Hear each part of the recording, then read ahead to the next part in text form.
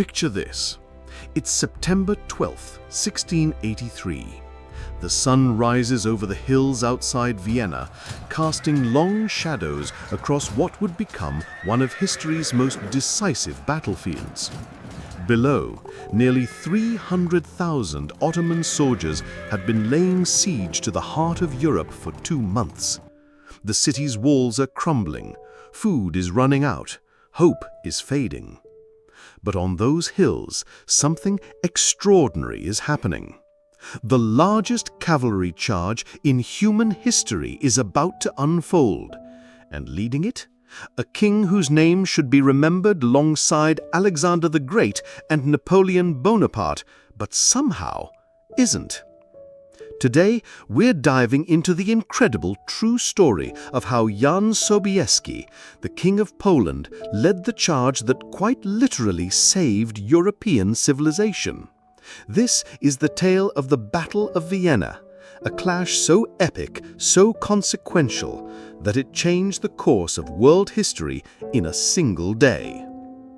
But before we witness this legendary cavalry charge, we need to understand how Europe found itself on the very brink of extinction.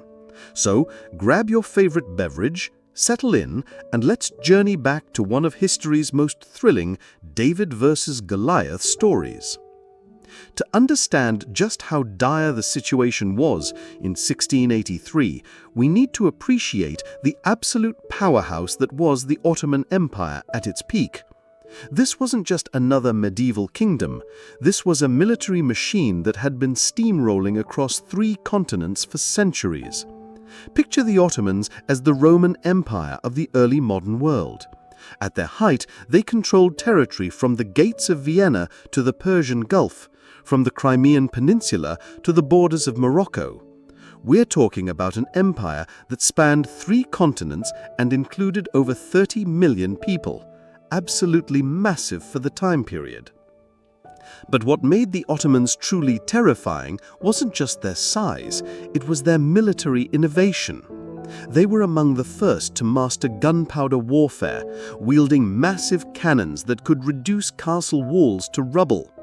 Their elite Janissary Corps were professional soldiers at a time when most European armies were still made up of part-time farmers with pitchforks.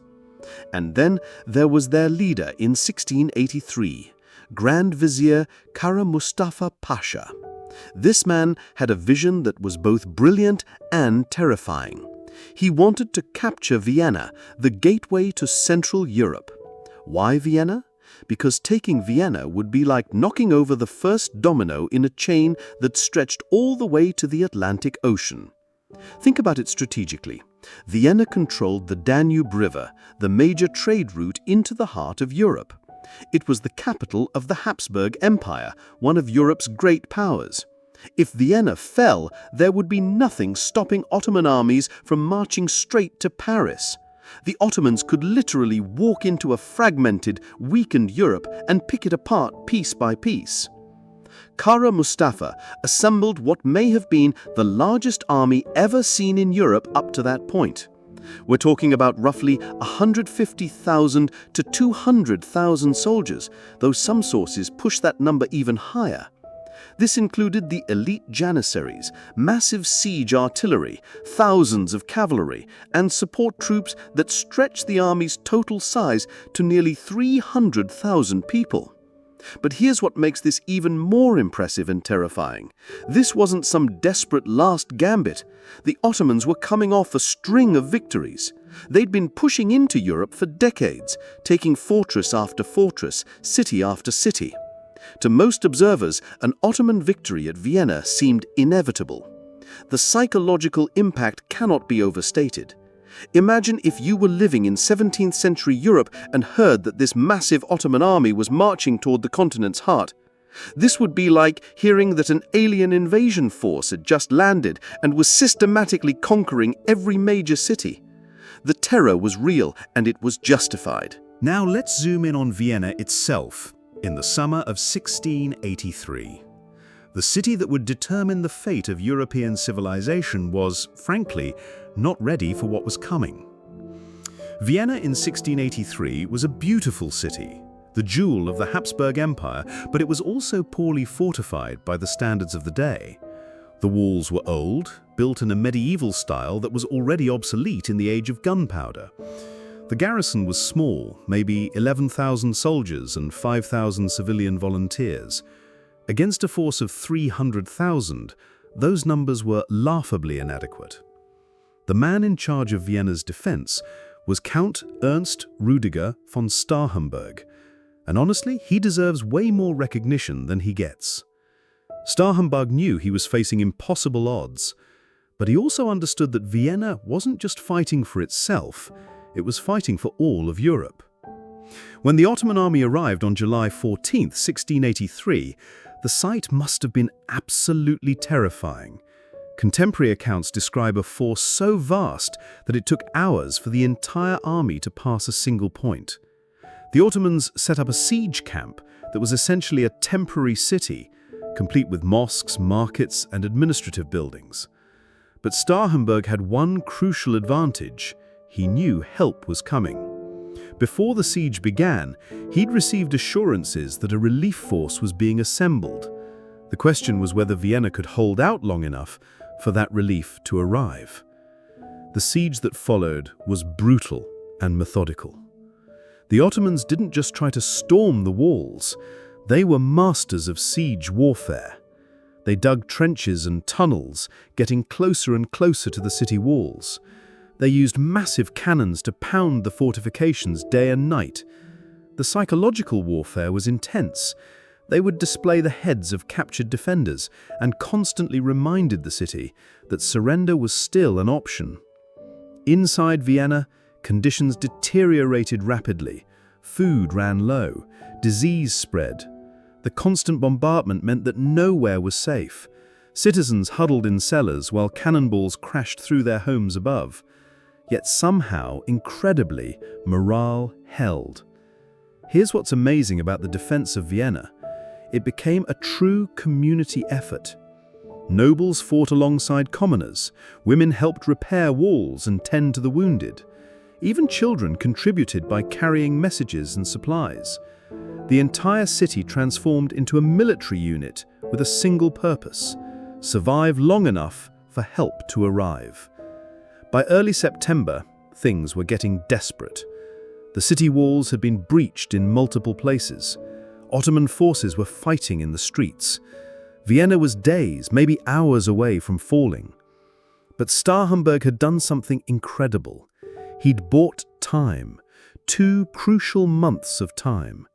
And in those 2 months, something remarkable was happening in the countryside around Vienna.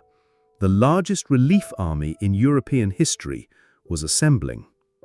This brings us to our main character, Jan Sobieski, King of Poland. And folks, this guy was absolutely legendary, a real-life action hero who somehow doesn't get the recognition he deserves. First, let's talk about what Jan Sobieski looked like, because this matters for understanding his impact. The man was physically imposing, tall, broad-shouldered, with a magnificent moustache that became his trademark. In an age when many nobles were soft courtiers, Sobieski was a warrior king who led from the front. He looked like central casting's idea of what a medieval king should be. But Sobieski's greatness went way beyond his physical presence. This was a man who understood both military strategy and European politics at the highest level. He'd spent his entire adult life fighting the Ottomans on Poland's eastern frontier, so he knew their tactics, their strengths, and most importantly, their weaknesses. Here's what makes Sobieski's story so incredible. Poland in 1683 wasn't even supposed to be a major European power anymore. The Polish-Lithuanian Commonwealth was in decline, facing internal political chaos and external pressures from all sides. Many European observers expected Poland to fragment and disappear within a generation. But Sobieski saw the Ottoman siege of Vienna as both a crisis and an opportunity. A crisis because if Vienna fell, Poland would be next on the Ottoman target list. An opportunity because leading a successful defense of Vienna would instantly restore Poland's prestige and power in European affairs. The problem was convincing the Polish nobility to go along with his plan. Poland had a unique political system where the king couldn't just declare war, he needed approval from the nobility. And many Polish nobles were asking a reasonable question. Why should Poland risk everything to save Austria, especially when Austria had often been Poland's enemy? Sobieski's answer was brilliant. He didn't frame this as saving Austria, he framed it as saving Christianity and European civilization itself. He portrayed the battle as a holy war, a crusade to protect Christendom from Islamic conquest. This was messaging that resonated powerfully in 17th century Europe. But Sobieski also understood that he couldn't do this alone. So he engaged in some of the most impressive diplomacy in European history. He forged the Holy League, a military alliance between Poland, Austria and Venice, with support from the Pope and various German states. Getting this alliance together was like herding cats. These were countries that had been fighting each other for centuries. Austria and Poland had competing claims in Eastern Europe. The German states were a patchwork of rival principalities. Venice was primarily concerned with protecting its Mediterranean trade routes. Yet somehow, Sobieski managed to convince all of them that the Ottoman threat was so severe that they needed to put aside their differences and work together. He negotiated the Treaty of Warsaw in 1683, which created the largest anti-Ottoman coalition in European history. The military logistics alone were staggering. Sobieski had to coordinate armies from multiple countries, speaking different languages, using different equipment, and following different military traditions. He had to establish supply lines across hundreds of miles of contested territory. He had to time everything perfectly so that all these forces would converge on Vienna at exactly the right moment. And remember, this was all happening while Vienna was under siege and time was running out. There was no room for error, no time for delays. If any part of Sobieski's plan failed, Vienna would fall, and the history of Europe would be completely different. By late August 1683, the race was on. Vienna was hanging by a thread, and Sobieski's relief army was still assembling and marching across Central Europe. This was logistics on a scale that wouldn't be seen again until World War I. The numbers involved were staggering. Sobieski's combined army eventually totaled around 70,000 to 80,000 men. This included 27,000 Polish troops, 23,000 Austrian and German forces, and various other contingents. But here's what made this army special. It included the largest cavalry force assembled in Europe since the Middle Ages. The centerpiece of Sobieski's strategy was the Polish cavalry, specifically the legendary Winged Hussars. These weren't just regular horsemen. They were an elite heavy cavalry unit that had revolutionized European warfare. Picture knights in full armor riding massive war horses, but with huge feathered wings attached to their backs or saddles. Those wings weren't just for show, they served multiple purposes.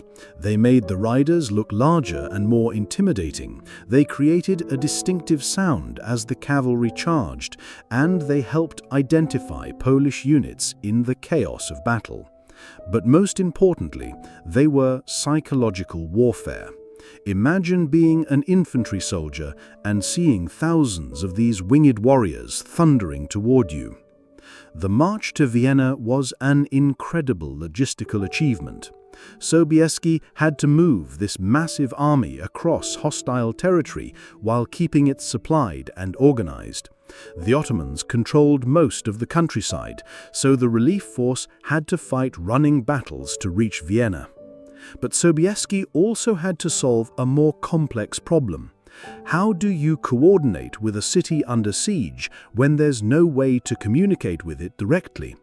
The answer was ingenious. He used a network of signal fires and coded messages to let Vienna know that help was on the way and when to expect it. Meanwhile, inside Vienna, the situation was becoming truly desperate. By early September, the Ottoman siege works had reached the city walls. Turkish miners were digging tunnels under the fortifications, planning to blow massive holes with gunpowder charges. The defenders were exhausted, running out of ammunition, and facing disease and starvation. Count Starhemberg made a crucial decision that showed incredible courage and strategic thinking. Instead of trying to preserve his forces for a final last stand, he ordered aggressive sorties, attacks out of the city against Ottoman siege works. These attacks were costly and dangerous, but they served a vital purpose. They slowed down Ottoman progress and bought precious additional days for the relief army to arrive. The psychological pressure on both sides was immense. The Ottomans knew that a relief force was assembling, but they also knew Vienna was close to falling. If they could take the city before help arrived, the relief army might not even attack. They might just negotiate and go home. On September 8th, Ottoman forces breached Vienna's outer defenses and began fighting in the city streets. This was it. Vienna was hours away from falling. Starhemberg sent his final message to the outside world. If help didn't arrive within days, the city would be lost. But unbeknownst to the defenders, Sobieski's army had reached the hills overlooking Vienna. On September 11th, Polish scouts made contact with Austrian forces that had been harassing the Ottoman rear. The relief force was finally in position. That night, as Vienna burned and Ottoman soldiers fought in its streets, Sobieski held his final war council. The plan he outlined was audacious, risky, and absolutely brilliant. Instead of a careful, methodical attack, he proposed something that would either save Europe or result in the complete destruction of the relief army. He was going to stake everything on a single, massive cavalry charge. September 12, 1683. Dawn breaks over the hills surrounding Vienna, and what follows is quite simply one of the most epic moments in human history. Sobieski's battle plan was elegantly simple and incredibly dangerous. The combined relief army would attack the Ottoman forces from the hills above Vienna in a coordinated assault. But the centerpiece would be a massive cavalry charge led by Sobieski himself, the largest cavalry charge in recorded history. The numbers are staggering. Approximately 20,000 cavalry, including 3,000 Polish Winged Hussars, 1,500 Austrian cavalry, and thousands of additional horsemen from various German states. This wasn't just big, this was unprecedented. No one had ever assembled a cavalry force of this size for a single coordinated attack. But here's what made this charge so risky. If it failed, the entire relief army would be destroyed, Vienna would fall, and the road to the rest of Europe would be wide open. Sobieski was literally betting the future of European civilization on a single military maneuver. The battle began at dawn with artillery duels and infantry engagements. The Ottoman forces, despite being surprised by the size and coordination of the relief army, fought back fiercely. These were professional soldiers who had conquered half of Europe. They weren't going to give up easily. For several hours, the outcome was in doubt. The Ottomans had strong defensive positions and vastly outnumbered the relief force. Their Janissary units fought with the skill and discipline that had made them legendary. Ottoman cavalry launched counterattacks that threatened to break the Christian lines. But Sobieski was saving his trump card.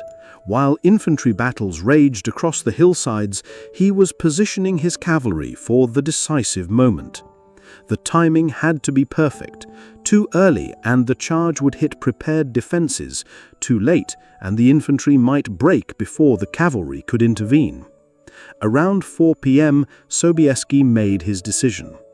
According to contemporary accounts, he personally led the charge, riding at the front of the formation with his distinctive armor and eagle-feathered wings. The sight must have been absolutely incredible. Thousands of armored horsemen thundering down the hillside, their wings creating a sound like thunder. The psychological impact on the Ottoman forces was immediate and devastating. Remember, many of these soldiers had never faced heavy cavalry before, let alone a charge of this magnitude. The ground shook, the air filled with the sound of hoofbeats and war cries, and suddenly the sky was filled with winged warriors bearing down on them. What happened next was a complete rout. The Ottoman lines, which had held firm all day, simply disintegrated. Soldiers who had fought bravely for hours suddenly broke and ran.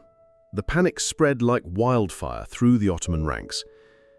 Sobieski's cavalry didn't just break the Ottoman lines, they completely shattered the enemy army as an organized fighting force. The Ottomans abandoned their siege works, their artillery, their supplies, everything. What had been one of the most powerful armies in the world became a disorganized mob fleeing for their lives. The pursuit continued for miles. Ottoman forces that had been besieging Vienna that morning were scattered to the winds by evening. The great Ottoman war machine, which had seemed unstoppable just hours before, was completely broken. But perhaps the most important moment came when Sobieski entered Vienna itself. The city that had been on the verge of falling was suddenly, miraculously saved. Citizens who had been preparing for death or enslavement instead found themselves celebrating the most unlikely victory in European history. Sobieski reportedly said, "I came, I saw, God conquered," a play on Julius Caesar's famous words. But this wasn't just clever wordplay.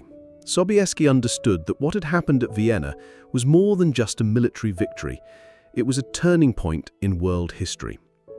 The immediate aftermath of the Battle of Vienna was almost as dramatic as the battle itself. The Ottoman army didn't just retreat, it completely collapsed. Soldiers abandoned weapons, supplies, and even the Grand Vizier's personal treasure. The Austrians captured enough Ottoman gold and supplies to fund their military for years. For Kara Mustafa Pasha, the defeat was catastrophic in more ways than one. In the Ottoman system, military failures of this magnitude usually resulted in execution, and that's exactly what happened. The Sultan had him strangled with a silk cord, the traditional method of executing high-ranking Ottoman officials. But the real significance of Vienna goes far beyond the immediate military consequences. This battle marked the beginning of the Ottoman Empire's long decline and the rise of European dominance that would define the next 3 centuries. Think about it this way. Before Vienna, the Ottomans were expanding into Europe, and it seemed like nothing could stop them. After Vienna, they were in permanent retreat. Over the next several decades, European powers would push the Ottomans out of most of their European territories. The Siege of Vienna was quite literally the high watermark of Ottoman expansion. For Poland, the victory should have marked a return to great power status. Sobieski had achieved something incredible. He'd saved European civilization and made Poland the hero of Christendom. Unfortunately, Poland's internal political problems were too severe to be solved by even the most glorious military victory. Within a century, Poland would be partitioned and disappear from the map entirely. But here's what's really fascinating. The Battle of Vienna had cultural impacts that lasted for centuries. The victory was celebrated across Europe as a triumph of Christianity over Islam, of European civilization over Eastern despotism. This wasn't just military propaganda. People genuinely believed that European civilization had been saved from extinction. The battle also marked a shift in military thinking. The success of Sobieski's cavalry charge influenced European military doctrine for generations. Heavy cavalry remained important in European warfare well into the 19th century, partly because of the legendary success at Vienna. And there's one more legacy that you probably encounter regularly without realizing it. According to legend, when the Ottomans fled Vienna, they left behind sacks of coffee beans. Viennese entrepreneurs learnt to brew this exotic drink, leading to the creation of European coffee house culture. Whether or not this story is literally true, Vienna did become famous for its coffee houses, and European coffee culture can trace its roots back to this period. So there you have it, the incredible true story of how Jan Sobieski, King of Poland, led the charge that saved European civilization. In a single day, he transformed what seemed like certain defeat into one of history's most decisive victories. But here's what I find most remarkable about this story. It shows how individual leadership and courage can change the course of history. Without Sobieski's vision, diplomatic skill, and personal bravery, Europe might look completely different today. The Enlightenment, the Scientific Revolution, the Industrial Revolution, all of these might have unfolded very differently if the Ottomans had taken Vienna. Jan Sobieski deserves to be remembered alongside history's greatest military leaders. He didn't just win a battle, he saved a civilization.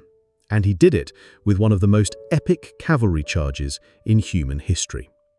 What do you think? Should Sobieski be better remembered? How different do you think world history would be if Vienna had fallen? Let me know in the comments below. And if you enjoyed this deep dive into one of history's most consequential battles, make sure to subscribe for more incredible stories from the past.